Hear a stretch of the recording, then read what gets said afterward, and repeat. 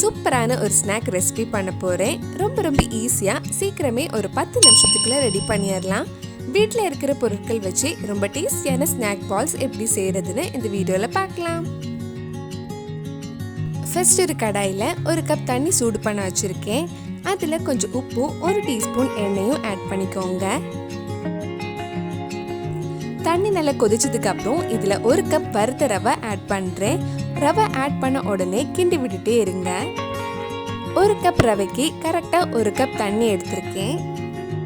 Low ஃப்ளேமில் 2-3 நிமிஷம் ரவை கிண்டி விட்டே இருந்தால் ரவை வந்து கொஞ்சம் சாஃப்ட் ஆகிடும். இது இப்போ ஆஃப் பண்ணிட்டு கொஞ்சம் நேரம் ஆற வச்சிடலாம். ரொம்ப நேரம் ஆற வேண்டாம். லைட்டாக கொஞ்சம் சூடு ஆறுனதும் நம்ம கை வச்சு ஒரு 2-3 நிமிஷம் நல்லா பிசையலாம்.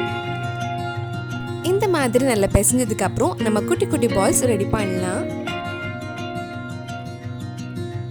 ஈஸியாக அழகாக பால்ஸ் ரெடி பண்ணுறதுக்காக கையில் கொஞ்சம் எண்ணெய் தடவிக்கோங்க. ரொம்ப பெரிய பாலாக ரெடி பண்ண வேண்டாம். குட்டி குட்டி பால்ஸ் ரெடி பண்ணிக்கோங்க. அப்போ தான் பார்க்கவும் அழகாக இருக்கும், நல்ல கிறிஸ்பியாகவும் கிடைக்கும். இந்த மாதிரி மிச்சம் இருக்கிற மாவுலையும் அழகாக எல்லா பால்ஸையும் ரெடி பண்ணலாம். இதுக்கு முன்னாடி நம்ம சேனலில் நிறைய ஸ்நாக் ரெசிபிஸ் பண்ணியிருக்கோம். நீங்கள் இன்னும் அந்த ரெசிபிஸ் எல்லாம் பார்க்கலைன்னா அதோட லிங்க் கீழே டிஸ்கிரிப்ஷனில் இருக்குது. மறக்காமல் அந்த ரெசிபிஸும் போய் பாருங்கள். இப்போ நம்ம ரெடி பண்ண பால்ஸ் ஃப்ரை பண்ணுறதுக்காக ஒரு கடாயில் எண்ணெய் சூடு பண்ண வச்சுருக்கேன். எண்ணெய் நல்லா சூடானதும் நம்ம ஃப்ரை பண்ணி எடுக்கலாம்.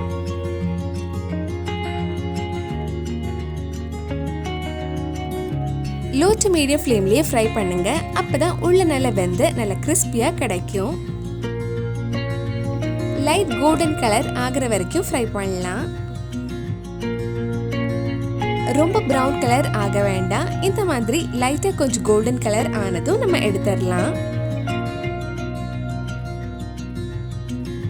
இந்த மாதிரி மிச்சம் இருக்கிற பால்ஸையும் அழகாக ஃப்ரை பண்ணி எடுத்துக்கோங்க.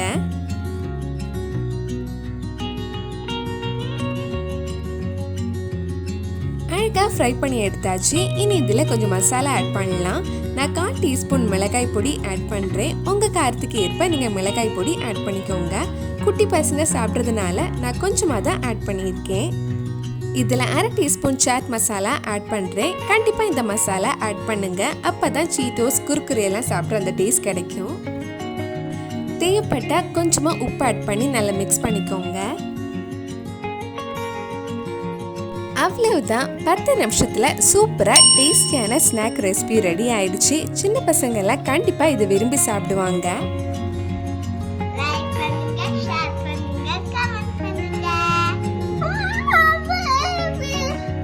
கண்டிப்பாக நீங்களும் இந்த டேஸ்டியான ஸ்நாக் ரெசிபி உங்கள் வீட்டில் செஞ்சு பாருங்கள். பிடிச்சிருந்தா இந்த வீடியோவை லைக் பண்ணுங்கள், உங்கள் ஃப்ரெண்ட்ஸ் அண்ட் ஃபேமிலிக்கு ஷேர் பண்ணுங்கள். வேறு நல்லா ஸ்நாக் ரெசிபி நம்ம சேனலில் ட்ரை பண்ணலான்னு கீழே காமெண்ட் பாக்ஸில் சொல்லுங்கள். நீங்கள் இன்னும் என்னோட சேனலை சப்ஸ்கிரைப் பண்ணலைன்னா மறக்காமல் சேனலையும் சப்ஸ்கிரைப் பண்ணுங்கள். கூடவே அந்த பெல் ஐக்கனை ப்ரெஸ் பண்ணால் நான் புது வீடியோ போட்ட உடனே உங்கள் ஃபோனுக்கு நோட்டிஃபிகேஷன் வந்துடும்.